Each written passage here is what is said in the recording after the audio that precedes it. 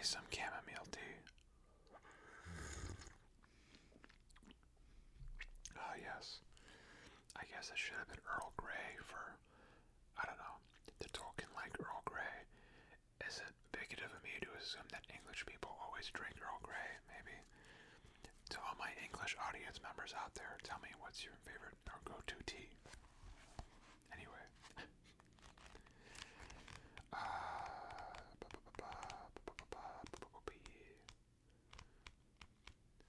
We're almost to the end, aren't we? We're at the chapter Inside Information, which is when we finally meet the dragon, Smaug. For a long time, the dwarf stood in the dark before the door and debated, until at last Thorin spoke. Now is the time for our esteemed Mr. Baggins, who has proved himself a good companion on a long road, and a hobbit full of courage and resource far exceeding his size, and if I may so possessed of good luck far exceeding the usual allowance. Now is the time for him to perform the service from which he was included in our company. Now is the time for him to earn his reward. Which, by the way, the idea that he's like, yeah, now it's time for Bilbo to earn his reward, and then they're like, and the other dwarves kind of join in on like, yeah, Bilbo, earn your fair share. And it's like, as far as I'm concerned, Bilbo deserves the whole thing, you know? Like, what has anyone else but Thorin done of the dwarves? You know, it's Gandalf, Thorin, and Bilbo who do all the work the entire time, you know? Like, realistically, like what did Oin and Gloin earn out of all this? What has Bomber earned out of all this? Whatever. Gotta stand up for the hobbits, okay? You are familiar with Thorin's style on important occasion, so I will not give you any more of it, though he went on a good deal longer than this.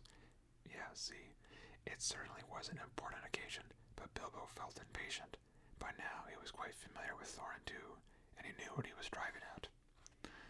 If you mean you think it is my job to go into this secret passage first, O Thorin Thrain's son, O congealed, may your beard grow ever longer, he said crossly. Say so at once and have done. I might refuse. I might have got you out of these two messes already. I have got you out of two of these messes already, which were hardly in the original bargain, so that I am, I think, already owed some reward. But third time pays for all, as my father used to say, and somehow I don't think I shall refuse. Perhaps I've begun to trust my luck more than I used to in the old days. He meant last spring before he left his own house, but it seems centuries ago. But anyway, I think I will go and have a peep at once and get it over. Now, who is coming with me? He did not expect a chorus of volunteers, so he was not disappointed. Fili and Gilly looked uncomfortable and stood on one leg, but the others made no pretense of offering, except old Balin, the lookout man, who was rather fond of the Hobbit. Shout out Balin. He said he would come inside at least, and perhaps a bit of the way too, ready to call for help if necessary. The most that can be said for the dwarves is this. They intended to pay Bilbo really handsomely for his services. They had brought him to do a nasty job for them, and they did not mind the poor little fellow doing it if he would. But they would have done their best to get him out of trouble, if he got into it, as they did in this case of the trolls at the beginning of their adventures, before they had any particular reasons for being grateful to him. There it is. Dwarves are not heroes, but calculated folk with a great idea of the value of money. Some are tricky and treacherous and pretty bad lots. Some are not, but are decent enough people like Thorin and company, if you don't expect too much. Scratch what I said earlier. Balin's pretty cool too. I like Balin. But don't get too attached to him.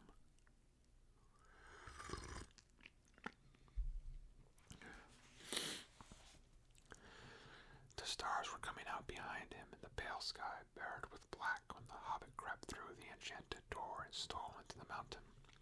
It was far easier going than he had expected. This was no gauntlet entrance, or rough wood elves' cave. It was a passage made by dwarves, at the height of their wealth and skill, straight as a ruler, smooth-floored, and smooth-sided, going with the gentle, never-varying slope direct to some distant end in the blackness below. After a while, Balin bade Bilbo good luck and stopped where he stood, where he could still see the faint outline of the door.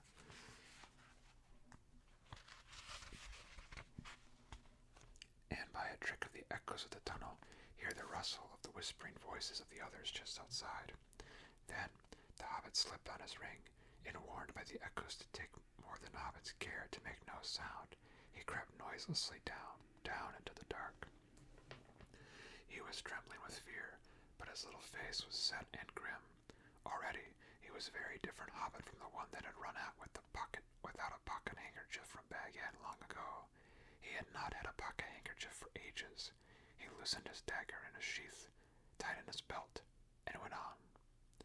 Now you're in for it at last, Bilbo Baggins, he said to himself. You went and put your foot right in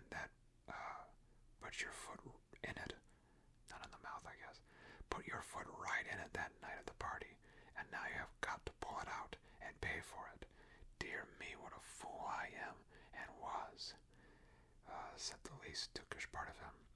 I have absolutely no use for dragon-guarded treasures, and the whole lot could stay here forever. If I could only wake up and find this beastly tunnel was my own front hall at home. He did not wake up, of course, but went still on and on, till all sign of the door behind had faded away. He was altogether alone. Soon he thought it was beginning to feel warm. Is that a kind of glow I seem to see coming right ahead down there, he thought. It was. As he went forward, it grew and grew, till there was no doubt about it. It was a red light, steadily getting redder and redder. Also, it was now undoubtedly hot in the tunnel. Wisps of vapor floated up and past him, and he began to sweat. A sound, too, began to throb in his ears, a sort of bubbling like the noise of a large pot galloping on the fire, mixed with the rumble as of a gigantic tomcat purring. This grew to the unmistakable gurgling noise of some vast animal snoring in its deep sleep down there in the red glow in front of him. Bilbo, what you doing, man?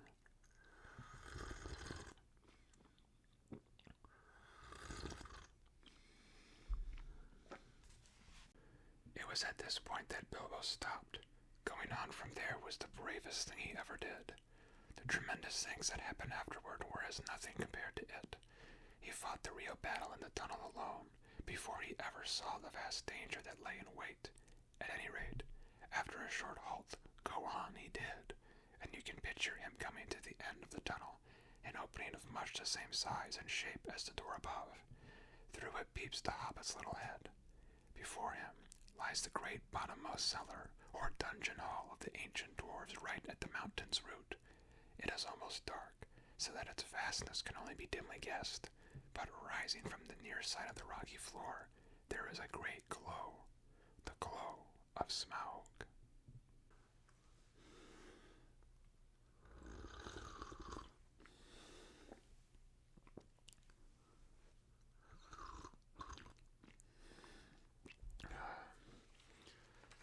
Gotta prepare myself for the dragon.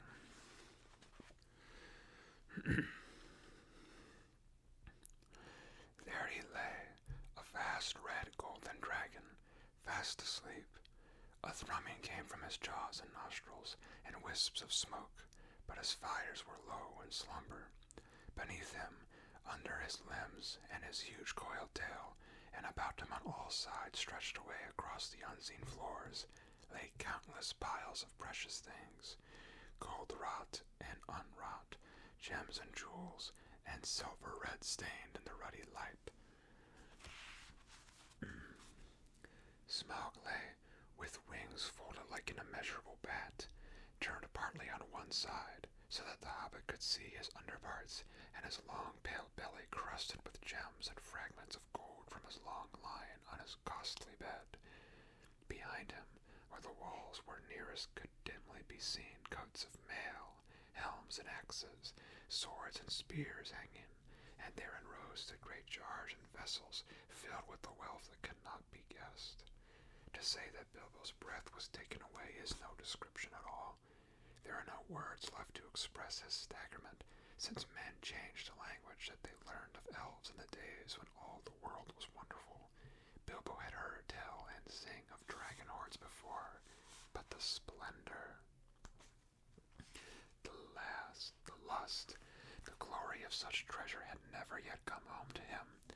His heart was filled and pierced with enchantment and with the desire of dwarves, and he gazed motionless, almost forgetting the frightful guardian, at the gold beyond price and count. He gazed for what seemed an age, before, drawn almost against his will, he stole from the shadow of the doorway, across the floor to the nearest edge of the mounds of treasure. Above him, the sleeping dragon lay, a dire menace even in his sleep. He grasped a great two-handled cup, as heavy as he could carry, and cast one fearful eye upwards. Smaug stirred a wing, opened a claw. The rumble of his snoring changed its note. Then Bilbo fled. But the dragon did not wake, not yet, but shifted into another dreams of greed and violence, lying there in his stolen hall while the little hobbit toiled back up the long tunnel. His heart was beating, and a more fevered shaking was in his legs than when he was going down, but still he clutched the cup, and his chief thought was, "I've done it, this will show them. More like a grocer than a burglar indeed. Well, we'll hear no more of that." Nor did he. Balin was overjoyed to see the hobbit again, and as delighted as he was surprised, he picked Bilbo up and carried him out into the open air. It was midnight, and clouds had covered the stars, but Bilbo lay with his eyes shut, gasping and taking pleasure in the feel of the fresh air again, and hardly noticing the excitement of the dwarves, or how they praised him and patted him on the back and put themselves and all their families for generations to come at his service. Well, he's not done yet. The dwarves were still passing the cup from hand to hand and taking delightedly of the recovery of their treasure, when, suddenly, a vast rumbling woke the mountain underneath, as if it was an old volcano that had made up its mind to start eruptions once again. The door behind them was pulled nearly to, and blocked from closing with a stone, but up the long tunnel came the dreadful echoes, from far down in the depths, of a bellowing and trampling that made the ground beneath them tremble. Then the dwarves forgot their joy and their confident boasts of a moment before, and cowered down in fright. Smaug was still to be reckoned with. It does not do to leave a live dragon out of your calculations if you live near him. Dragons may not have much real use for all their wealth, but they know it to an ounce as a rule, especially after long possession, and Smaug was no exception. He had passed from an uneasy dream, in which a warrior, altogether insignificant in size but provided with a bitter sword and great courage, figured most unpleasantly, to a doze, and from a doze to a wide waking. There was a breath of strange air in his cave. Could there be a draught from that little hole? He had never felt quite happy about it, though it was so small, and now he glared at it in suspicion and wondered why he had never blocked it up. Of late, he had fancied he had caught the dim echoes of a knocking sound from far above that came down through it to his lair. He stirred and stretched forth his neck to sniff. Then he missed the cup. Thieves, fire, murder. Such a thing has not happened since first he came to the mountain. His rage passes description, the sort of rage that is only seen when rich folk that have more than they can enjoy suddenly lose something that they have long had but have never before used or wanted. His fire belched forth.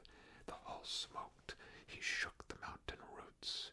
He thrust his head in vain at the little hole, then coiling his length together, roaring like thunder on the ground, he sped from his deep lair through its great door, out into the huge passages of the mountain palace and up towards the front gate. To hunt the whole mountain till he had caught the thief and had torn and trampled him was his one thought. He issued from the gate.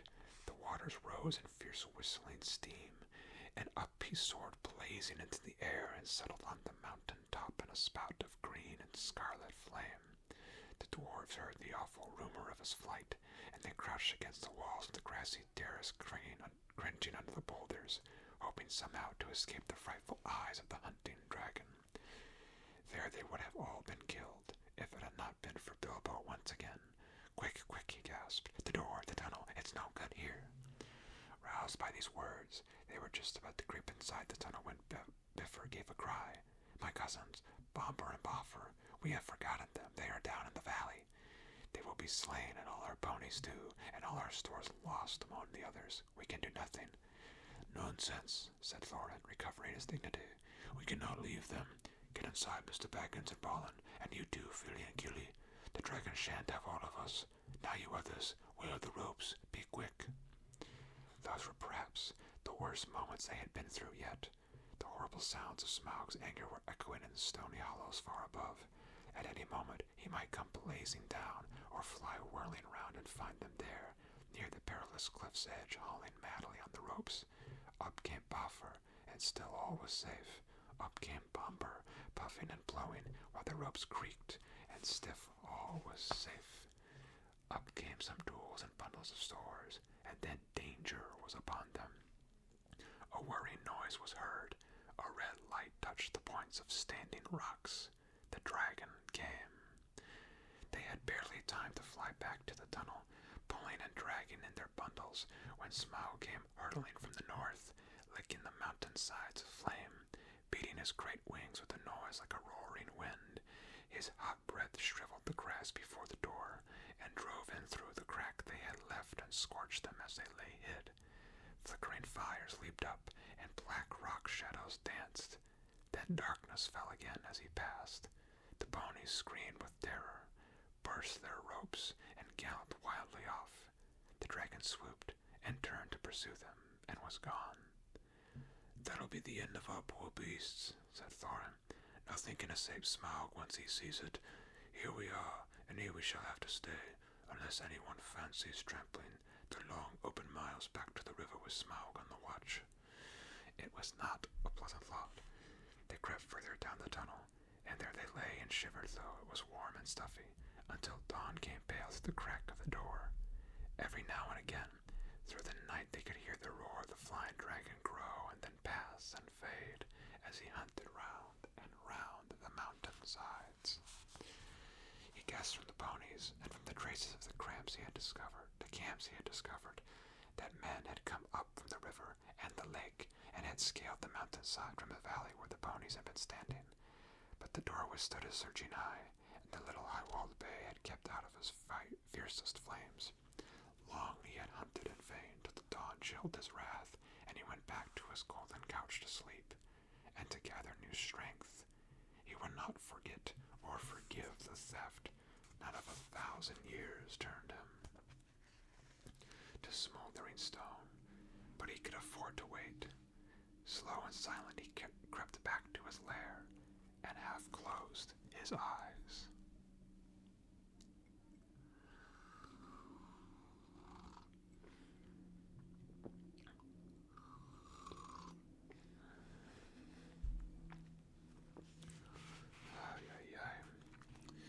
When morning came, the terror of the dwarves grew less.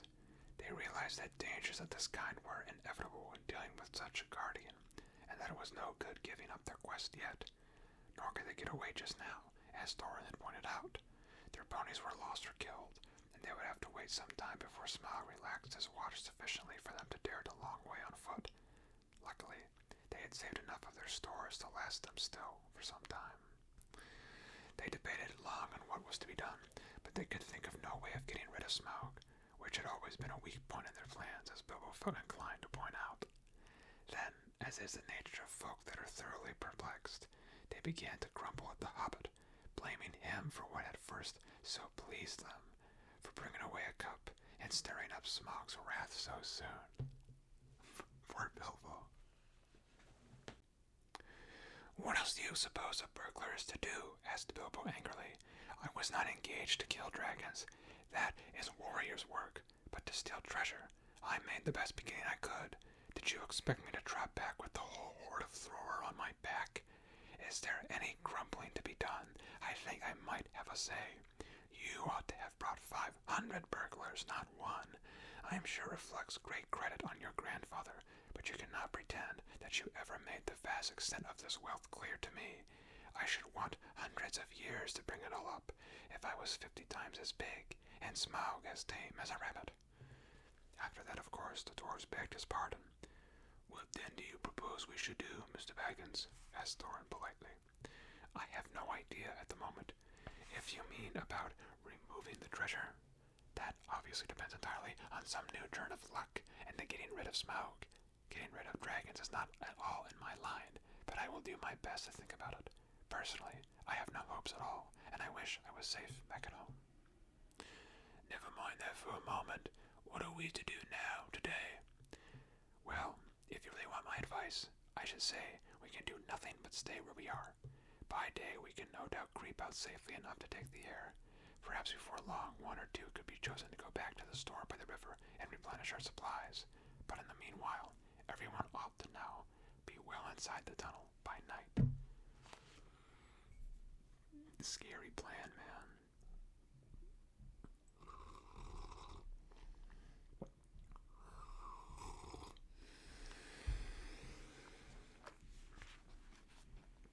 Can't hide forever. That's all I gotta say. Now I will make you an offer. I have got my ring and will creep down this very noon. Then if ever Smaug ought to be napping, and see what he's up to, perhaps something will turn up. Every worm has his weak spot, as my father used to say, though I am not sure it was from personal experience. Naturally, the dwarves accepted the offer eagerly. Already they had come to respect little Bilbo. Now he had become the real leader in their adventure. He had begun to have ideas and plans of his own. When midday came, he got ready for another journey down into the mountain. He did not like it, of course, but it was not so bad as he knew, more or less, what was in front of him. Had he known more about dragons and their wily ways, he might have been more frightened and less hopeful of catching this one napping. The sun was shining when he started, but it was as dark as night in the tunnel. The light from the door, almost closed, soon faded as he went down. So silent was his going that smoke on a gentle wind could hardly have surpassed it, and he was inclined to feel a bit proud himself as he drew near the lower door. Then there was only the faintest glow to be seen. Old Smaug is weary and asleep, he thought. He can't see me, and he won't hear me. Cheer up, Bilbo. He had forgotten, or had never heard about dragons' sense of smell.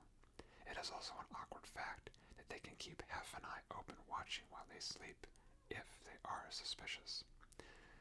Smaug certainly looked fast asleep, almost dead and dark, with scarcely a snore more than a whiff of unseen steam, when Bilbo peeped once more from the entrance. He was just about to step out on the floor when he caught a sudden thin and piercing ray of red from under the drooping lid of Smaug's left eye. He was only pretending to sleep. He was watching the tunnel entrance. Hurriedly, Bilbo stepped back and blessed the look of his ring. Then Smaug spoke. Well, thief, I smell you, and I feel your air. I hear your breath. Come along, help yourself again.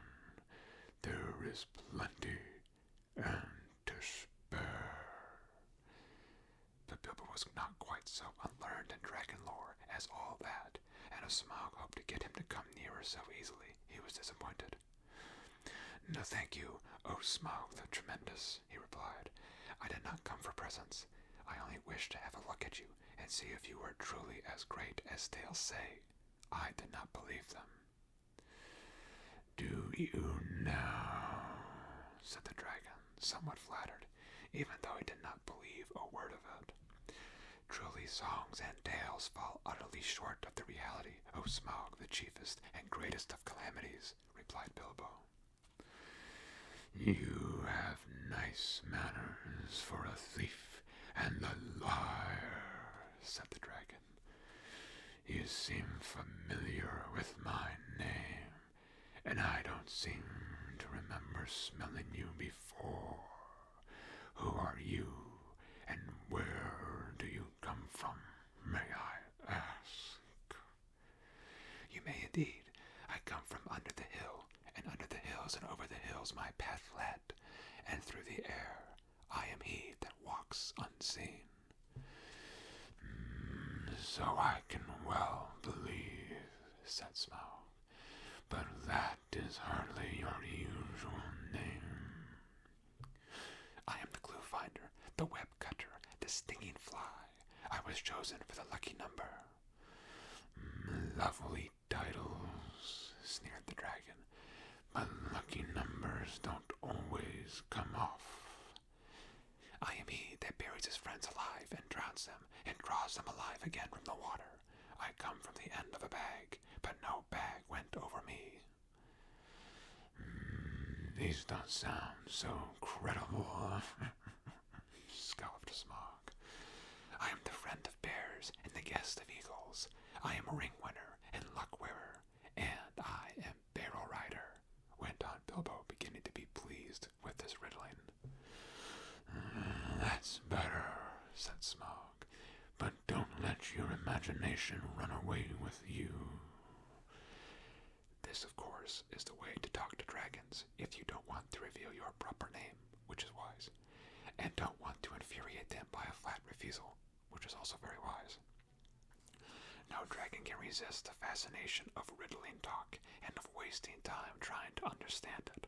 There was a lot here which Smaug did not understand at all, though I expect you do, since you know all about Bilbo's adventures to which he was referring. But he thought he understood enough, and he chuckled in his wicked inside. I thought so last night, he smiled to himself. Lakemen, some nasty scheme of those miserable tub-trading lakemen, or I am a lizard. I haven't been down that way for an age and an age, but I will soon after that. Very well, oh Barrel Rider, he said aloud. Maybe Barrel was your pony's name, or maybe not, though it was fat enough. You may walk unseen, but you did not walk all the way. Let me tell you, I ate 6 ponies last night, and I shall catch and eat all the others before long. In return for the excellent meal, I will give you one piece of advice for your good. Don't have more to do with dwarves than you can help. Dwarves, said Bilbo in pretended surprise. Don't talk to me, said Smaug. I know the smell and taste of dwarf. No one better. Don't tell me that I can eat a dwarf-ridden pony and not know it. You'll come to a bad end if you go on with such friends, thief, barrel rider. I don't mind if you go back and tell them so from me. But he did not tell Bilbo that there was one smell he could not make out at all. Hobbit smell. It was quite outside his experience, and puzzled him mightily. I suppose you got a fair price for that cup last night, he went on. Come on, did you? Nothing at all. Well, that's just like them. I suppose they are skulking outside, and your job is to do all the dangerous work and get what you can when I'm not looking for them. And when you get a fair share, don't you believe it? If you get off alive, you won't be lucky. Bilbo was now beginning to feel really uncomfortable. Whenever Smaug's roving eye, seeking for him in the shadows, flashed across him, he trembled, and an unaccountable desire seized hold of him to rush out and reveal himself and tell all truth to Smaug. In fact, he was in a grievous danger of coming under the dragon's spell, but plucking up courage, he spoke again. You don't know everything, O Smaug the Mighty, said he. Not gold alone brought us hither. You Why not say us 14 and be done with it, Mr. Lucky Number? I am pleased to hear that you had other business in these parts besides my gold. In that case, you may, perhaps, not altogether waste your time.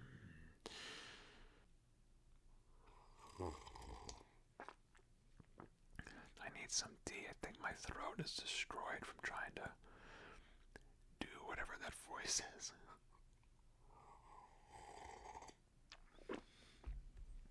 But I like it. I'm having a lot of fun.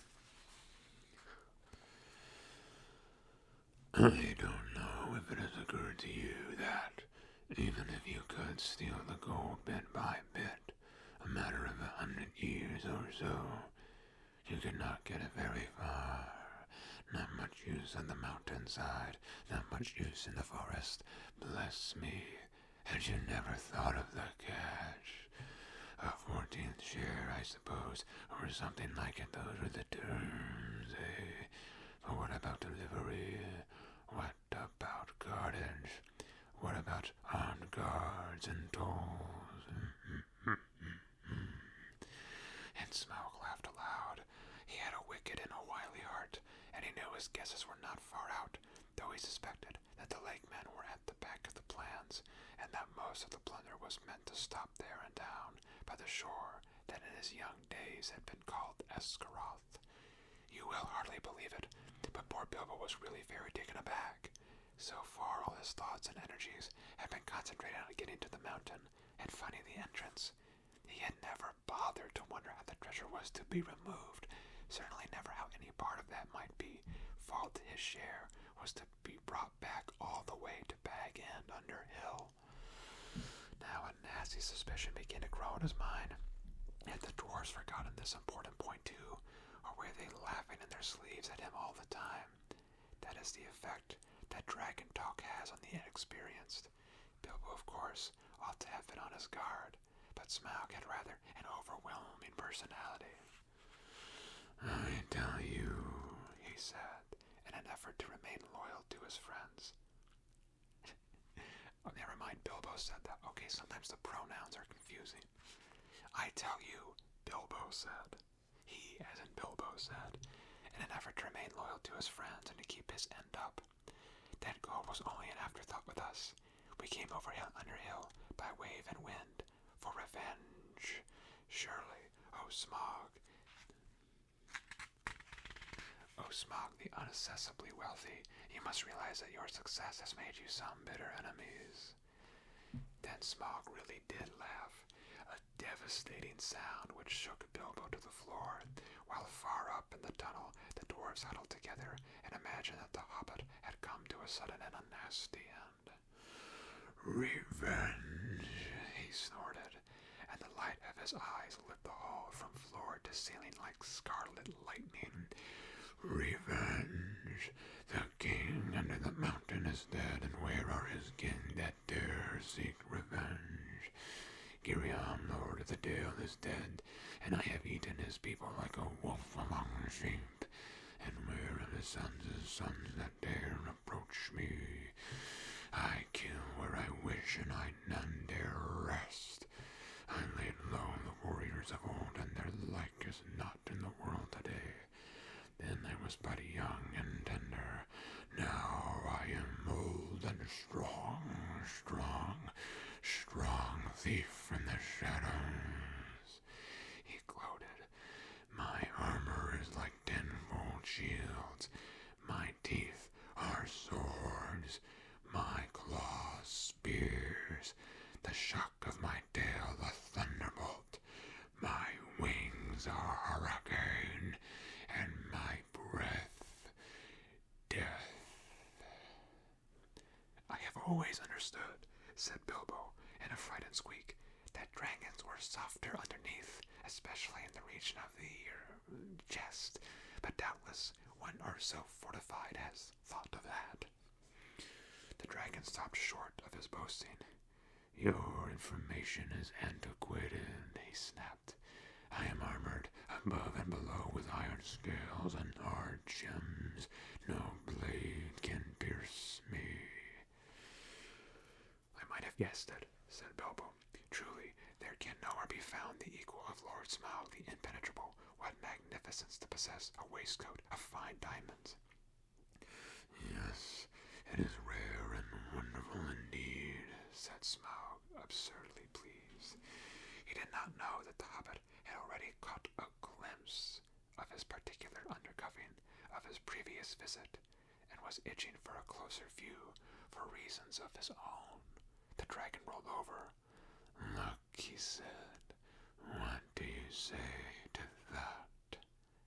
Dazzling, marvelous, perfect, flawless, staggering, exclaimed Bilbo aloud. But what he thought inside was, old fool. Why, there was a large patch in the hollow of his left breast, as bare as a snail out of its shell. After he had seen that, Mr. Baggins's one idea was to get away.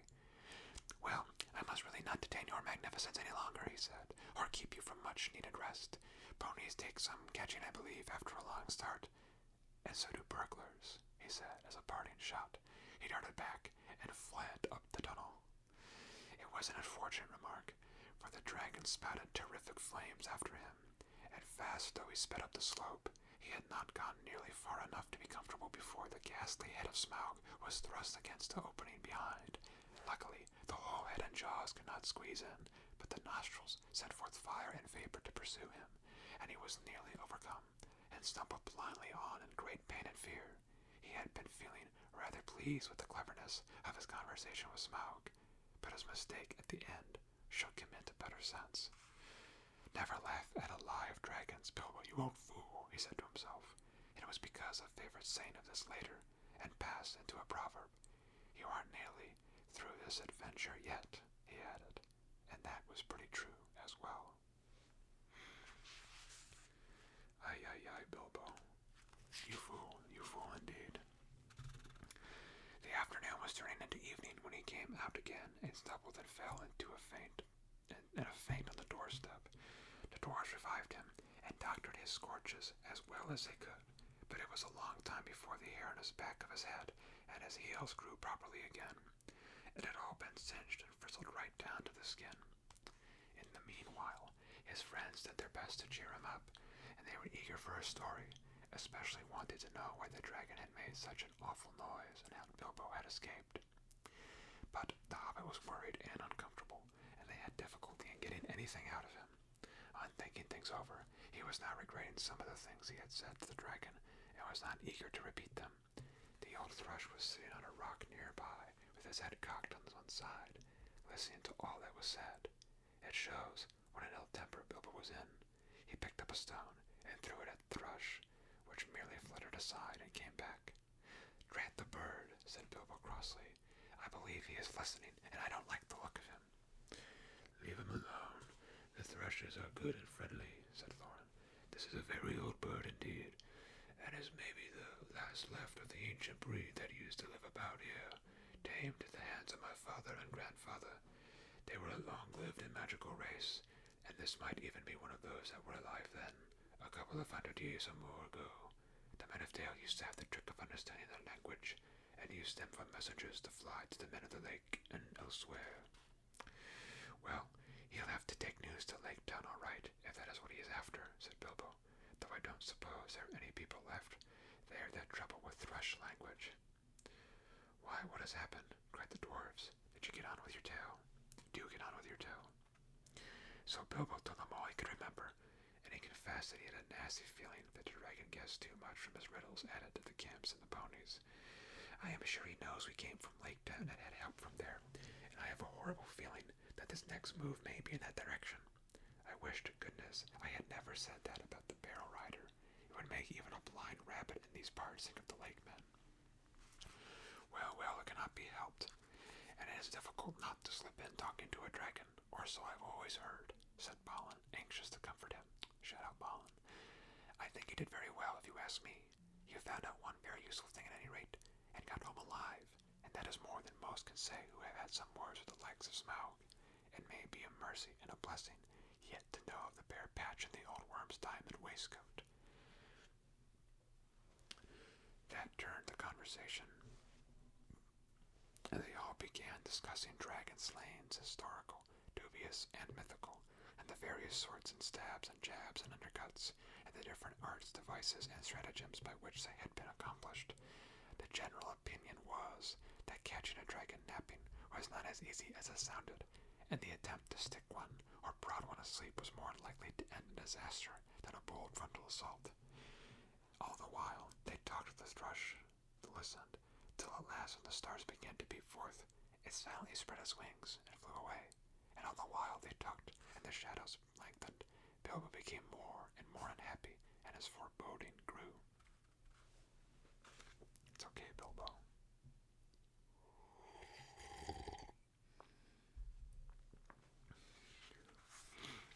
At last he interrupted them.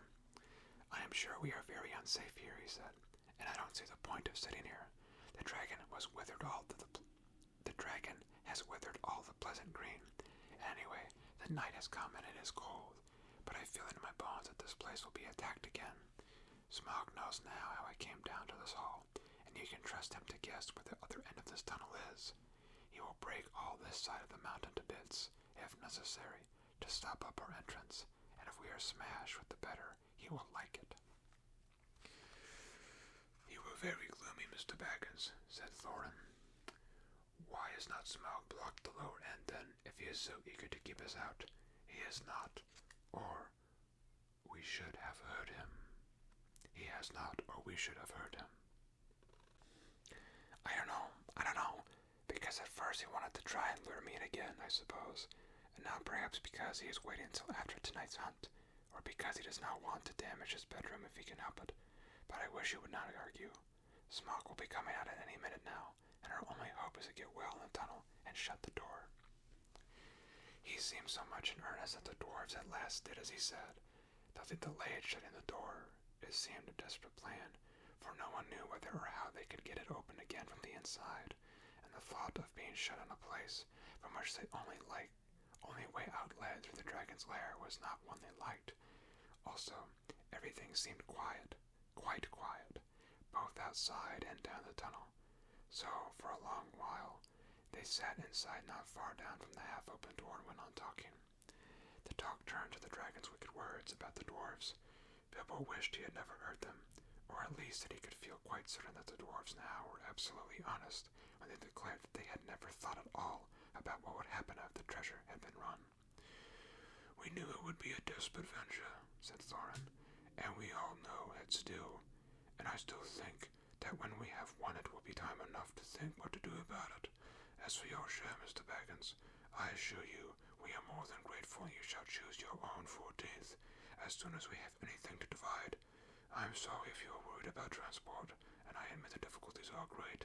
The lands have not become less wild with the passing of time, rather the reverse, but we will do whatever we can for you, and take our share of the cost when the time comes, believe me, or not, as you like. From that the talk turned to the great hoard itself and to the things that Thorin and Balin remembered. They wondered if they were still lying there unharmed in the hall below.